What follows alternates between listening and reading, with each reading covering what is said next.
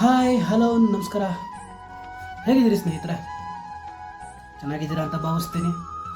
ಸ್ನೇಹಿತರೆ, ಕಾರಣಾಂತರಗಳಿಂದ 2 ದಿವಸ ನಾನು ನಮಗೆ ಮಾಹಿತಿ ಕೊಡೋಕ್ಕಾಗಲಿಲ್ಲ, ಕ್ಷಮೆ ಇರಲಿ.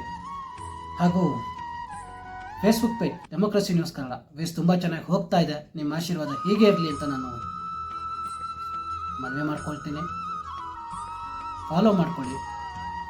ಹಾಗೆ ಡೆಮೋಕ್ರಸಿ ನ್ಯೂಸ್ ಕನ್ನಡ ಸಬ್ಸ್ಕ್ರೈಬ್ ಆಗಿ, ಶೇರ್ ಮಾಡಿ, ಲೈಕ್ ಮಾಡಿ. ಸ್ನೇಹಿತರೆ, ವಿಷಯಕ್ಕೆ ಬರ್ತೀನಿ. ನಾನು ಫಾಲ್ಸ್ 498 ಕೇಸ್ ಬಗ್ಗೆ ಇನ್ಫಾರ್ಮೇಶನ್ ಕೊಡ್ತಿದ್ದೆ,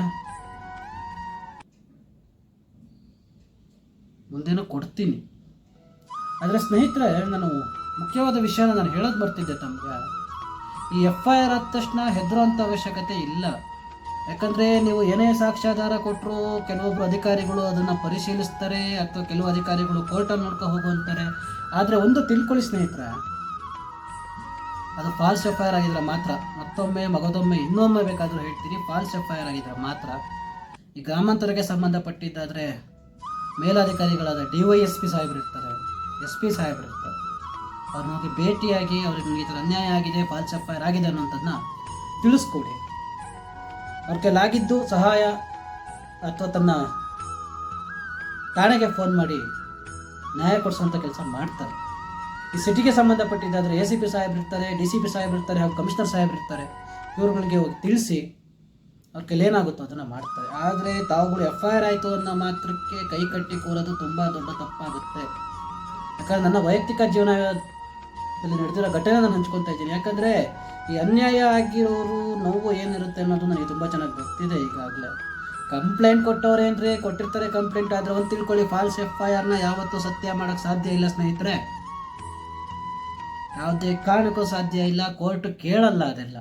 ಈ ಬಾಯಿ ಮಾತಿಗೆ ಇವ್ರಿಗೂ ಏನೋ ಗೊತ್ತಿಲ್ಲದಲೇ ಈ ಸುಪ್ರೀಂ ಕೋರ್ಟ್ ಆರ್ಡರ್ ಇದೆ, ಮಹಿಳೆಯರು ಬಂದ ತಕ್ಷಣ ಕಂಪ್ಲೇಂಟ್ ತೊಗೋಬೇಕು ಅನ್ನೋದಿರುತ್ತೆ, ಆ ಕಾರಣ ತಗೊಳ್ತಾರೆ. ಅವರು ದೂರಕ್ಕೂ ಆಗಲ್ಲ. ಆದರೆ ಸರಿಯಾಗಿ ನೋಡಿ, ಒಂದು ತಿಳ್ಕೊಳ್ಳಿ ಸ್ನೇಹಿತರೆ, ಸತ್ಯನ ಸುಳ್ಳು ಮಾಡೋಕ್ಕಾಗಲ್ಲ. ಹಾಗೆ ಫಾಲ್ಸ್ FIR ಅಲ್ಲಿ ಏನಾದರೂ ಒಂದು ತಪ್ಪು ಹುಡುಕು ಅಂತಾರಲ್ಲ, ಅದು ಇದ್ದೇ ಇರುತ್ತೆ. ಅದನ್ನು ಹುಡುಕಿ ಹೆರ್ಕಿ ತಗೊಂಡೋಗಿ ಕೊಡಿ, ಕೋರ್ಟ್ ಮುಂದೆ ಇಡಿ, ಇಲ್ಲ ಮೇಲಾಧಿಕಾರಿಗಳ ಮುಂದೆ ಇಡಿ. ಅದು ಯಾವಾಗ ಒಂದು ತಿಳ್ಕೊಳ್ಳಿ, ಚಾರ್ಜ್ ಶೀಟ್ ಆಗೋಕ್ಕಿಂತ ಮುಂಚೆ ನೀವು ಯಾವುದೇ ಮೇಲಾಧಿಕಾರಿಗಳ ಹತ್ರ ಹೋಗಿ ನಿಮಗಾಗಿರೋ ಅನ್ಯಾಯ ತಿಳಿಸಿದ್ರೆ ಅವ್ರು ಏನಾದ್ರು ಮಾಡ್ಬೋದು. ಆದರೆ ಒಂದು ಸಲ ಚಾರ್ಜ್ ಶೀಟ್ ಸಬ್ಮಿಟ್ ಆಗಿ ಅದು ಕೋರ್ಟ್ಗೆ ಹೋಯ್ತು ಅಂದರೆ ನೀವು ಕೋರ್ಟ್ಗೆ ಹೋಗಬೇಕಾಗುತ್ತೆ. ಆದರೆ ಅನ್ಯಾಯಕ್ಕೊಳಗಾಗಿ ನೋವು ಅನುಭವಿಸಿರೋ ವ್ಯಕ್ತಿ ತನ್ನೊಳಗಿರೋ ರಾಕ್ಷಸ ಅಂತ ಇರ್ತಾನೆ. ಅವನ್ನ ಎಬ್ರಿಸಿದ್ರೆ ತಪ್ಪನ್ನ ತಪ್ಪು ಅಂತ ಹೇಳೋ ತಾಕತ್ತು ಮನುಷ್ಯನೊಳಗಿರೋ ರಾಕ್ಷಸನ್ ಬಿಟ್ಟರೆ, ಸಾಮಾನ್ಯವಾಗಿ ನನಗೆ ಅನ್ಯಾಯ ಆಗಿದೆ ಅಂದರೆ ಯಾರು ನ್ಯಾಯ ಖಂಡಿತ ಕೊಡಲ್ಲ. ಅನ್ಯಾಯ ಆಗಿದೆ, ಮುಂದಕ್ಕೆ ಯಾರಿಗೂ ಆಗಬಾರ್ದು ಅನ್ನುವಂಥದ್ದು ನಿಮ್ಮ ಮನಸ್ಸಲ್ಲಿ ಇತ್ತು ಅಂದರೆ ತನ್ನೊಳಗಿರೋ ರಾಕ್ಷಸನ ಎಬ್ರಿಸಿ ನ್ಯಾಯ ಕೇಳೋ ರೀತಿಲಿ ಕೇಳಿ, ಸಿಗುತ್ತೆ. ಹೋಗಲ್ಲ. ಸತ್ಯ ತುಂಬ ಗಟ್ಟಿ. ಸಾಮಾನ್ಯವಾಗಿ ಅದನ್ನು ಬಡಿದು ಎಬ್ರಿಸೋಕ್ಕೆ ಸಾಧ್ಯ ಇಲ್ಲ ಸ್ನೇಹಿತರೆ. ಆದರೆ ಒಂದ್ಸತಿ ಸತ್ಯ ಎದ್ದು ನಿಂತ್ಕೊಂತು ಅಂದರೆ ಸುಳ್ಳು ಅನ್ನುವಂಥದ್ದು ಕಣ್ಣಿಗೂ ಕಾಣಿಸಲ್ಲ, ಹಂಗೆ ಹೊರಟೋಗ್ಬಿಡುತ್ತೆ. ತಿಳ್ಕೊಳ್ಳಿ, ಎದುರ ಅವಶ್ಯಕತೆ ಏನೂ ಇಲ್ಲ. ಒಳ್ಳೆ ಲಾಯರ್ನ ಇಡಿ. ಆದರೆ ಲಾಯರ್ನ ಇಡೋ ಅಂಥದ್ದು ಹೇಗಿರಬೇಕು, ಯಾರಿಗೆ ಸೂಕ್ತ ಅನ್ನೋಂಥದ್ದನ್ನ ಮುಂದಿನ ಸಂಚಿಕೆಯಲ್ಲಿ ಮಾಹಿತಿ ಕೊಡ್ತೀನಿ. ಸಬ್ಸ್ಕ್ರೈಬ್ ಮಾಡ್ಕೊಳ್ಳಿ, ಶೇರ್ ಮಾಡಿ.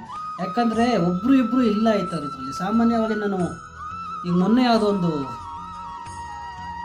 ಡಾಕ್ಯುಮೆಂಟ್ಸ್ ನೋಡಿದೆ ನಾನು. ಹೆಚ್ಚು ಕಡಿಮೆ ಒಂದು ಸ್ಟೇಷನಲ್ಲಿ 650ಕ್ಕಿಂತ ಹೆಚ್ಚು ಫಾಲ್ಸ್ ಕಂಪ್ಲೇಂಟ್ ಆಗಿದೆ.